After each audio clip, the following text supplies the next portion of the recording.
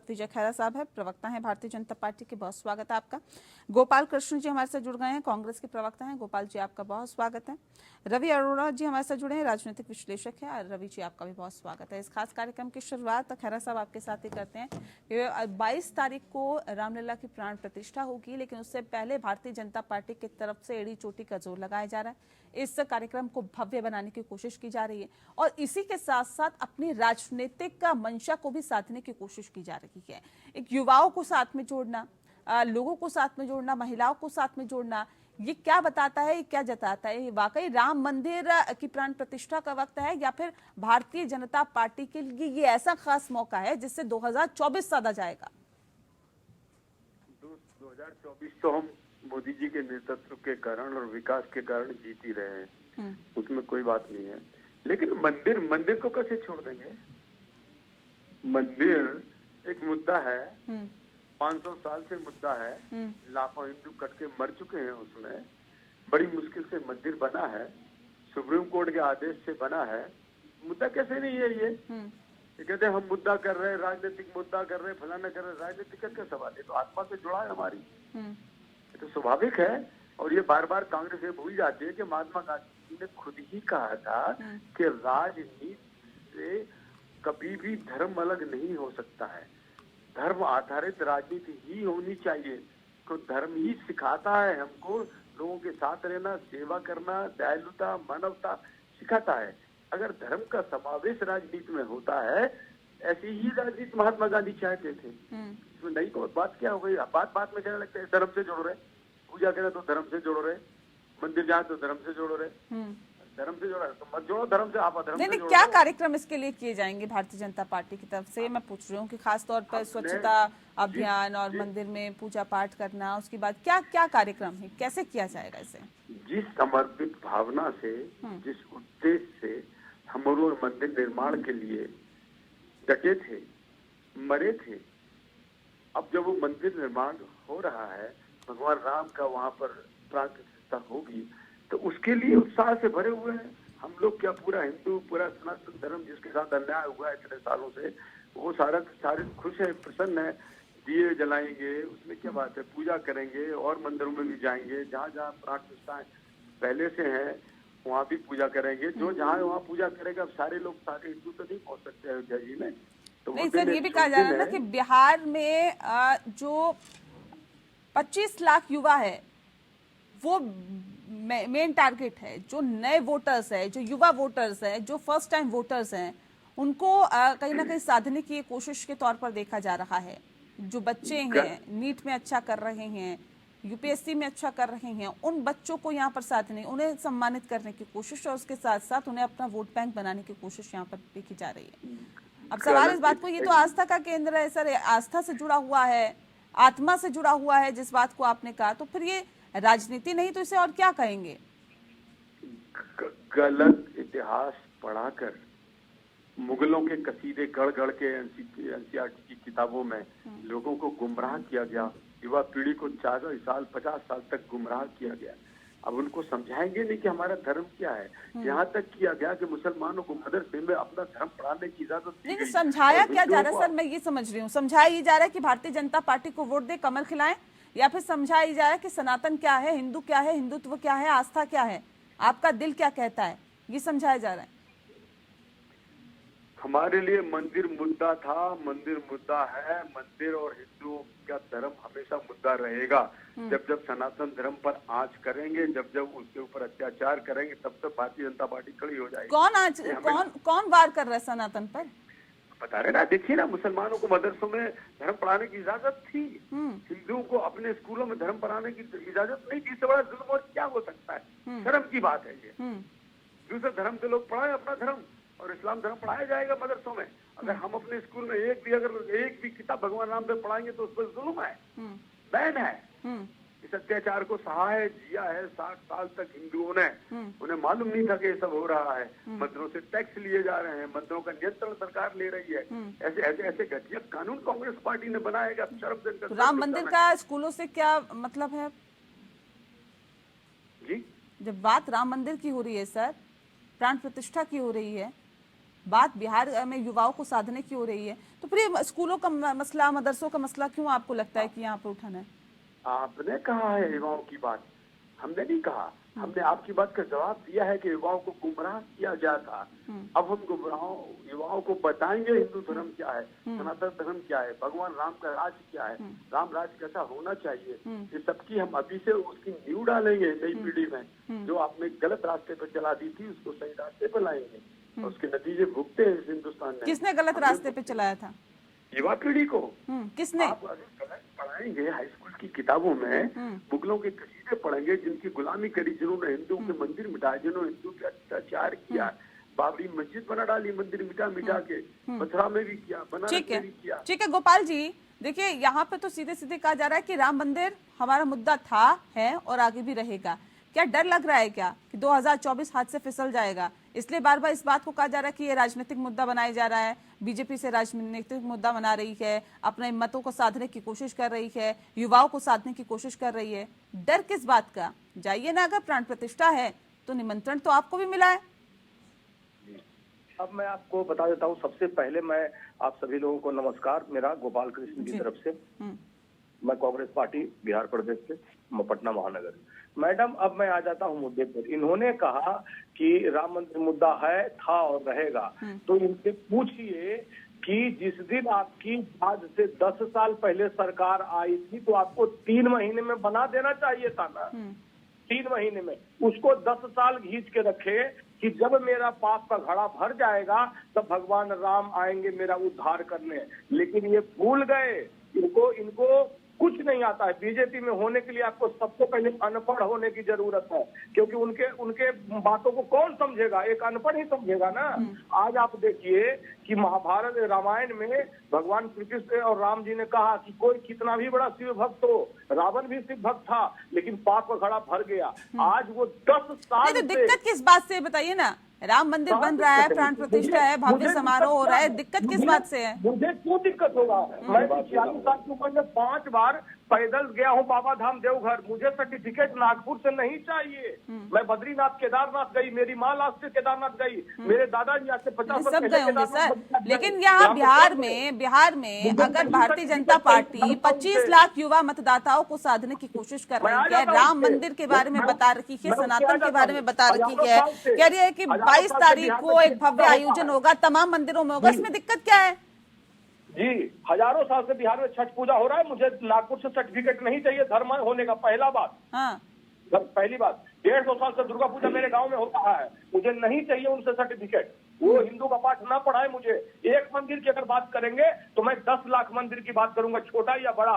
अगर आप चौक चौराहे पे जोड़ेंगे तो 10 लाख मंदिर है भारत में, ऑलरेडी मौजूद है। उसमें एक बड़ा मंदिर बनाया गया, बहुत खुशी की बात है, लेकिन वो इसका क्रेडिट ना ले। क्रेडिट लेना होता ना तो राजीव गांधी जी, स्वर्गीय राजीव गांधी जी लिए होते, जिन्होंने दरवाजा खोला।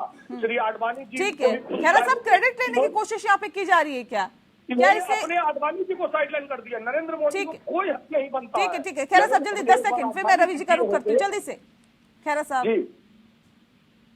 मैं बात कर रहा था, अभी उन्होंने कहा पहले क्यों नहीं सरकार आई थी। हम स्पष्ट कर दें तो हमारे पास सरकार की स्पष्ट बहुमत नहीं था, हमारे पास समर्थन सरकार थी। दूसरी बात, हम कोर्ट से चाहते थे, हम सरकार की तरह जुल्म करके कानून बनाते नहीं, जिस तरह आप लोगों ने बनाए थे कांग्रेस पार्टी ने एक एक करके मुसलमानों के हक में। हमने कहा हम कोर्ट से बनाएंगे, कोर्ट से बनाया, हम कोर्ट से नहीं थे। दूसरी बात, आपका अगर पाप का घड़ा तो भर गया। 15 लाख का सैनिक कौन बनाया? आपने बनाना बाहर हो गए।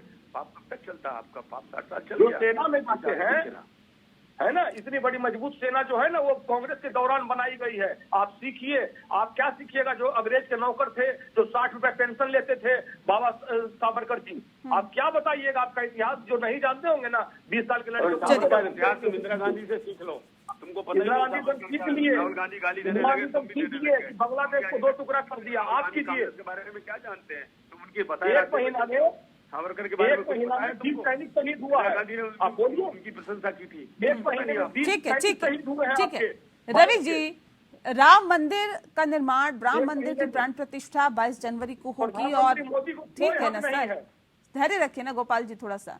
लेकिन सवाल इस बात को लेकर है रवि जी कि क्या ये जो मुद्दा है वो भारतीय जनता पार्टी के लिए गेम चेंजर साबित होगा?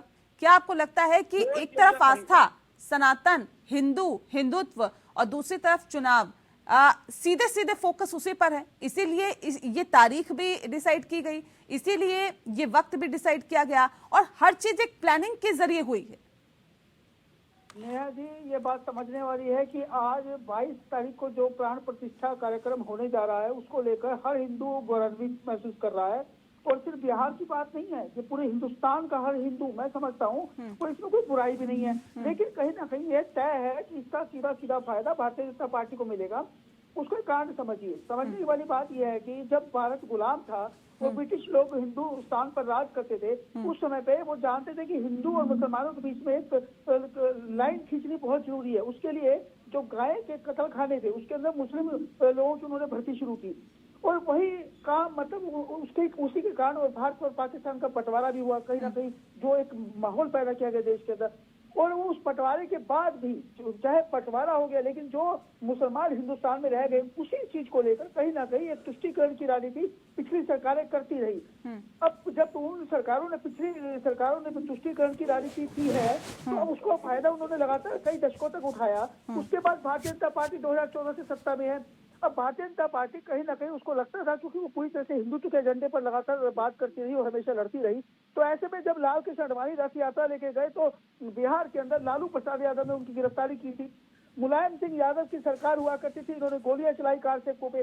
अब राम मंदिर बनने जा रहा है और उत्तर प्रदेश सबसे बड़ी जो है संसद के अंदर अगर जो सीटें आती हैं तो उत्तर प्रदेश से आती हैं, और ऐसे में वहाँ राम मंदिर बनने जा रहा है, तो उसका फायदा नेचुरल बात है कहीं ना कहीं भारतीय जनता पार्टी पूरी तरह से उठाने की कोशिश करेगी और उसको मिलेगा भी, इसमें कोई दो राय नहीं है। क्योंकि ये वही भारतीय जनता पार्टी है जिसके जो रथ यात्रा लेकर निकली थी और जिनको लाल कृष्ण आडवाणी को गिरफ्तार बिहार में किया गया था, उसका नुकसान कहीं ना कहीं वहाँ की सरकार जो लोकल पार्टी है उनको होगा और उस फायदा सीधा सीधा बीजेपी को मिलेगा। ऐसे ही उत्तर प्रदेश में जहाँ सबसे ज्यादा संसद में सीटें हैं, वहाँ पे समाजवादी पार्टी, क्योंकि समाजवादी पार्टी के मुलायम सिंह यादव जी उस समय मुख्यमंत्री हुआ करते थे, गोलियां उनके राज में चली, तो कहीं ना कहीं वो किस मुंह से अब उस प्राण प्रतिष्ठा नहीं, और अभी भी जिस तरह से इसको भव्य मूर्त रूप देने की कोशिश की जा रही है, जगह जगह आयोजन की तैयारियां चल रही है, उसकी तैयारियां जो है अपने चरम पर है। राम मंदिर में जो प्राण प्रतिष्ठा होगी वो भी बताता है कि इसको एक ग्रैंड इवेंट बनाने की कहीं ना कहीं कोशिश भारतीय जनता पार्टी की तरफ से की जा रही है, फोकस भारतीय जनता पार्टी की तरफ से किया जा रहा है। स्वच्छता अभियान को और ज्यादा बेहतर बनाने के साथ साथ तमाम मंदिरों में पूजन की भी व्यवस्था यहाँ पर की जाएगी। भले ये तो देश भर की बात है, लेकिन कुछ खास चीजें सिर्फ बिहार के लिए ही क्यों, आखिर बिहार पर ही खास फोकस क्यों?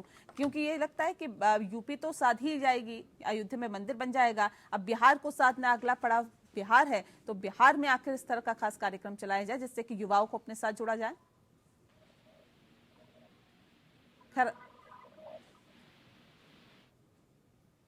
चलिए, लगता है संपर्क वहां तक नहीं पहुंच पा रहा है। खैरा साहब को फिर से जोड़ेंगे, लेकिन गोपाल जी का यहाँ पे रुक कर लेते हैं। गोपाल जी, कांग्रेस ने अगर ये आवाज उठाई और ये कहते हैं कि देखिए ये तो राजनीति कर रही है, तो सर इसके लिए आवाज भी तो सबसे पहले भारतीय जनता पार्टी ने उठाई ना। इसके लिए लगातार आवाज उठाती रही, रथ यात्रा निकाली, इसके लिए ये बोलती रही कि नहीं राम मंदिर हम बनाएंगे, और तो फिर उसका क्रेडिट लिया भी जा रहा है, तो फिर इसमें दिक्कत क्यों हो रही है आप लोगों को? मैडम एक आप समझिए, एक राजनीतिक पार्टी का काम सिर्फ मंदिर बनाना नहीं है, सिर्फ मंदिर बनाना नहीं है। आप कैसी, आज मैं बोलना नहीं चाहता हूँ पर बोलना पड़ रहा है, पिछले 1.5 महीने में 45 से 50 दिन में पिछले 20 सैनिक शहीद हुए हैं। ये बोलते हैं झूठ की मेरा फॉरेन में दंगा बज रहा है, आज आपसे एक पीओके हैंडल नहीं हो रहा है, आज आपसे मालदीव लड़ा हुआ है। क्या सिर्फ मंदिर बनाना इनका काम है? सिर्फ अगर एक काम मैंने मान भी लिया तो मंदिर बना दे तो क्या दिक्कत क्या है, इससे बताइए ना। दिक्कत नहीं है मुझे, लेकिन और भी कई सारे पेंडिंग है। 2 करोड़ रोजगार युवा मांग रहा है, बिहार में भयानक बेरोजगारी बढ़ गई है। अग्निवीर लाके अपने मंदिर से क्या जमीन खिसकती लग रही है? क्या लग रहा है कि दिक्कत हो जाएगी आप लोगों को?